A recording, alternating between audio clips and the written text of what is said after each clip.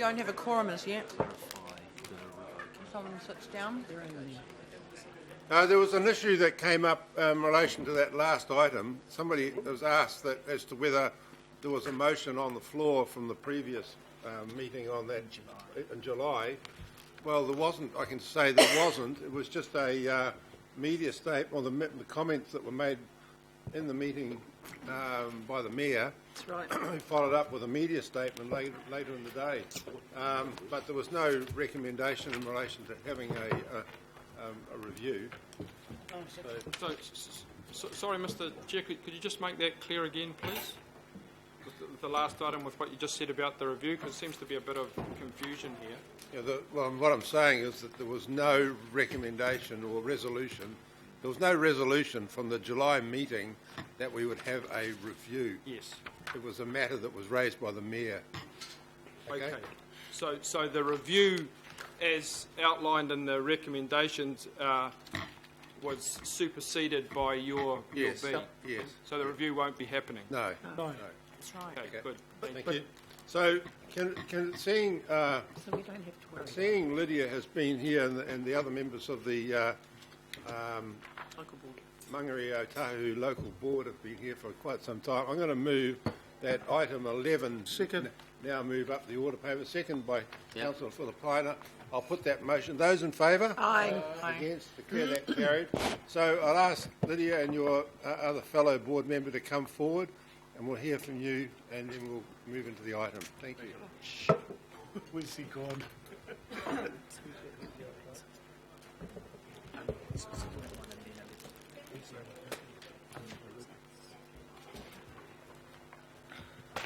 I know Nick.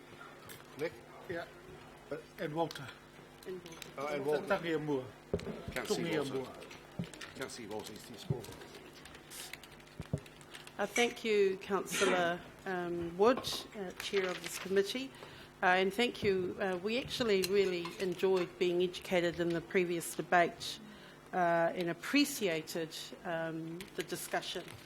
So thank you for that. And can I just say, on behalf of Mangere Otahu Local Board, to you, Councillor Wood, and to the members of this committee, we have thoroughly enjoyed coming to this committee for the last 3 years and being given consideration of viewpoints of our Mangere Otahu Local Board as a voice of the community.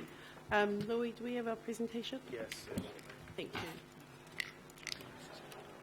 you. I'll just quickly introduce the members with me, Member Walter Tongiamoa and also Nick Bakulich, who were very passionate on this topic.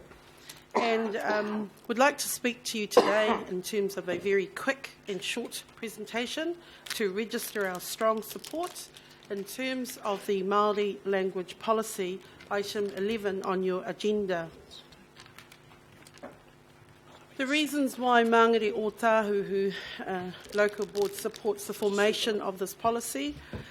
Councillors, you may not be aware, but our board takes the viewpoint and submission and communications from our mana whenua, but also the guidelines in terms of washes in council policy, road naming in terms of the guidelines that are entrenched in Auckland Council.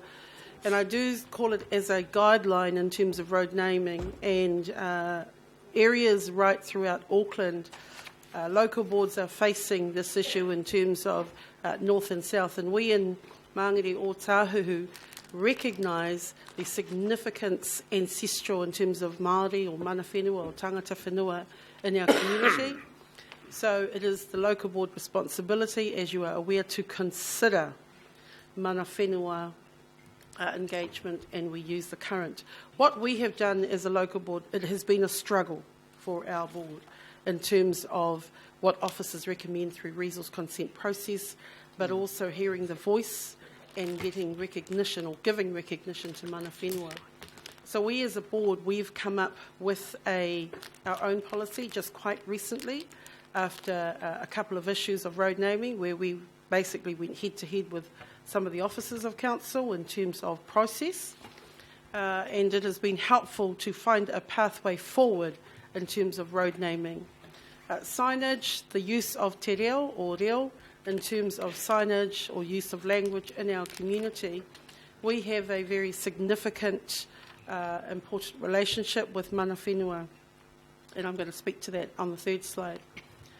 In terms of the reo, with the big campus right next door to us in Mangere, Wananga, Te Wananga o Aotearoa, we are building and forming the relationship. So in terms of this policy, we as a local board want to see that a minimum of 5% of applications there is a strong consideration for Māori names, and that there are tools and resources that are available. So we, whilst this is your last meeting, we hope that the new local board post-election will also have strong support in terms of the formation of this policy. We do recognise that funding will be essential to make this a reality, and we will be asking that there's support not just for the policy, but that the costs have to be front-loaded and considered by the Governing Board Committee. Our last slide, Chair and members, the South Side actually had made a start in terms of kōrero or hui with mana whenua. We, as a board, with Otara Papatoetoe, Mana Rewa local board, and a member from Papakura local board, wanted to find a way forward in terms of Māori policy in our areas, and we understand that Te Waka Angamoa had been working on this formation of policy for a few years now. That photo just shows that we, as a working group, with the 4 local boards represented, but also the mana whenua groups from Ngāti Pāwa, Ngāti Tamaoho, Ngāti Te Ata Waiahua, Te Akatai, and Ngā mana whenua Tamaki Makaurau had representatives, and we had, as a working group, come up with 8 recommendations, and that hui was held this week. One of the things I spoke about to the working group was there would still have to be another presentation post-election, because we have no idea how local boards will be made up. But it's a forward step and future thinking in terms of including Māori policy, reo, of all the things that we've listed. So that's our last slide, and I just have a couple of comments from my 2 members. Kia ora koutou, ko te whānau, kia koe Angatira George Wood, tēnā koe. In regards to our mana whenua workshops, you would see in the pictures there Dame Ngākeno Menhinik, and also accompanied by Matua Joyce. It just signifies the importance of engagement.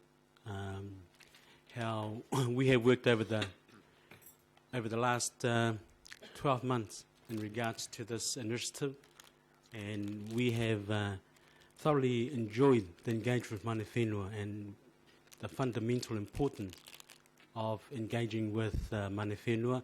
As you would, councillors, know in our reports, we have those Māori impact statement, and sometimes those impact statements are there as a tokenism, or there as a statement that doesn't really reflect the iwi or mana whenua engagement. Hence why this process that we have undertaken ensures that those reports, that Māori impact statement report that comes through to us, is credible and it has engagement with our mana whenua. Kia ora koutou, ngā mihi te rā.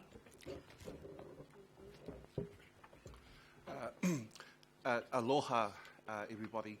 My very short comment is a bit of insight to this local board in terms of its elected members.